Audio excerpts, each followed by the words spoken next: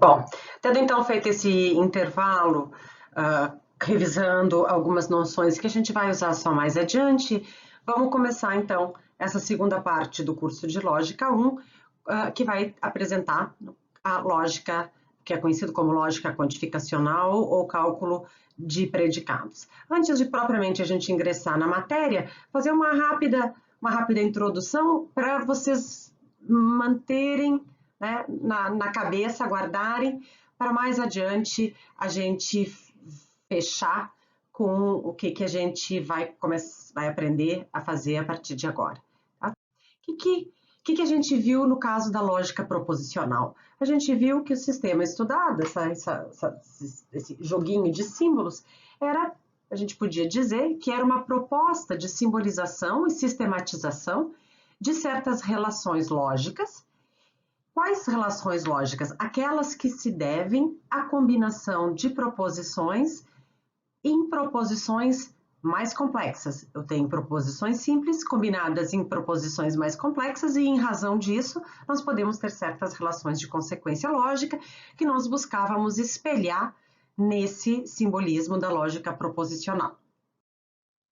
Então, retomando um exemplo, considerando um exemplo simples, se eu considerar esse argumento aqui, se João foi reprovado, então faltou às aulas ou não teve média suficiente nas provas, vamos supor essa afirmação.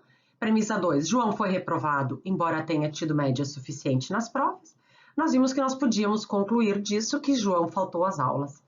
E nós percebemos que nós podemos simbolizar isso aqui ao nós tomarmos em bloco isso aqui, afirmações como João foi reprovado, e considerarmos desse conteúdo simplesmente que isso é algo que tem duas possibilidades, verdade ou falsidade, idem para João faltou às aulas e para João não teve média suficiente nas provas. Né? E fazendo isso, nós podíamos representar, né, essa estrutura, esse argumento, através disso daqui. Para que a gente pudesse fazer isso, o que nós precisamos ter? Nós utilizamos na nossa linguagem símbolos para unidades verdadeiras ou falsas, que em certa medida funcionariam como proposições, como afirmações, como sentenças na linguagem ordinária. Para isso nós utilizávamos maiúsculas, com ou sem índice inferior, e nós precisávamos também de símbolos para representar a combinação de proposições em proposições mais complexas. Né? E os parênteses como símbolos auxiliares, e depois regras para como esses símbolos se comportavam, né, de modo a que eles pudessem, pelo menos quanto a certos aspectos, representar a combinação que nós fazemos ordinariamente de proposições em proposições mais complexas. Era em função disso que nós tínhamos, né, até agora, como vocabulário da nossa linguagem L, símbolos chamados símbolos não lógicos ou interpretáveis, que eram as letras sentenciais, símbolos lógicos, que no caso eram os conectivos, e símbolos auxiliares. Vamos considerar agora um segundo exemplo. Né? O seguinte exemplo: nenhum aluno que assistiu às aulas e teve uma boa professora foi reprovado.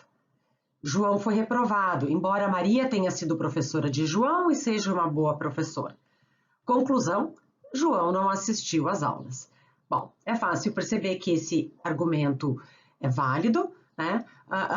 Supondo que ele tenha sido reprovado na disciplina da Maria e todos esses cuidados, né? Supondo que tudo isso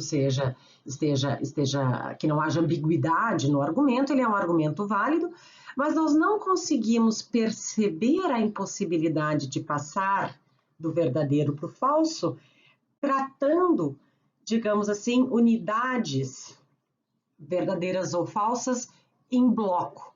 Né? O que nós temos nessa minha primeira afirmação aqui? Nenhum aluno que assistiu, ignorem aqui o R, nenhum aluno que assistiu às aulas e teve uma boa professora foi reprovado.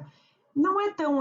Nós compreendemos que ao afirmar isso, eu estou fazendo uma série de afirmações relacionadas, mas não é evidente que nós possamos quebrar essa afirmação em 2, 3 ou 4 outras afirmações mais complexas. Eu não tenho uma parte aqui que pode ser separada, né? Eu posso até separar, nenhum aluno, não dá, eu vou dizer, nenhum aluno que assistiu às aulas foi reprovado. Não, não é verdade. O que está sendo dito é que nenhum aluno que assistiu às aulas e teve uma boa professora foi reprovado. Mas se eu tratar isso aqui como um bloco, como, digamos assim, a gente diria, o meu sujeito é nenhum aluno que assistiu às aulas foi reprovado, eu não tenho como estabelecer a relação com o que tem nessa premissa menor. A simbolização disso no cálculo proposicional seria algo como isso aqui. Eu tenho uma afirmação complexa, mas que não é composta por não e sem mais, né? Claro que envolve esses termos, mas não da maneira simples como a gente estava vendo até agora, uma outra afirmação e uma quarta, e eu não consigo perceber nesse simbolismo da lógica proposicional a relação, né, as relações em função das quais nós dizemos que esse argumento aqui é um argumento válido. Para isso, o que a gente vai ter que fazer? Para isso que a gente vai introduzir a lógica quantificacional. Eu estou dizendo isso como motivação para dizer por que a gente vai começar a desenvolver algo, um sistema de simbolização mais complicado.